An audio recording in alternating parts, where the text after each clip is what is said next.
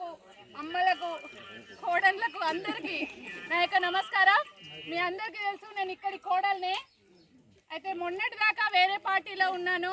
ఆ పార్టీ తరఫున మంచి ప్రచారం కూడా చేసిన. ఇప్పుడు మన నరేష్ సార్ చెప్పినట్టు, అంకుల్ చెప్పినట్టు ఈ పార్టీకి ఎందుకు వచ్చినామంటే ఫస్ట్ మన 10 సంవత్సరాలు బీఆర్ఎస్ పార్టీ ఉండి మన ఊరికైతే ఏం చేయలేదమ్మా, ఇది మాత్రం తెలుసు. ఇంకోటి అన్నిటికంటే మెయిన్ విషయం ఫ్యాక్టరీని పట్టించుకోలేదు. అవునా, మేము మస్తు సార్లు చెప్పినాం. ఆ ఫ్యాక్టరీ ఒకటి 10 సంవత్సరాలు గవర్నమెంట్ ఉన్నది, బీఆర్ఎస్ పార్టీ ఉంది, కేసీఆర్ సార్ చెప్పండి తెరిపియండి అంటే దాని మీద ఎట్లాంటి మాట కూడా మాట్లాడలేదు. అట్లనే కేంద్రంలో కూడా 10 సంవత్సరాలు బీజేపీ ఉంది. బీజేపీ కూడా అసలు ఈ ఫ్యాక్టరీని పట్టించుకున్నారు. ఈ షుగర్ ఫ్యాక్టరీ తెరిస్తే అన్నిటికంటే లాభం జరిగేది మనకి. ఈ విషయం మనందరికీ తెలుసు.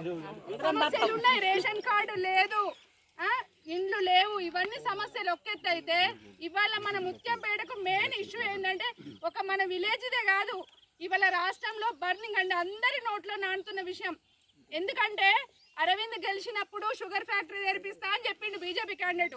కవితక్క గెలిచిన రోజు కూడా ఇదే మాట చెప్పింది. అంటే ప్రతి ఒక్కళ్ళకి ఇది ఒక డైలాగ్ అయిపోయింది. వీళ్ళు నమ్ముతారు షుగర్ ఫ్యాక్టరీ తెరిపిస్తా అంటే ఇది ఇట్లనే ఉంచుదాం, మనం గెలుచుకుంటూ పోదాం అనేది ఒకటి.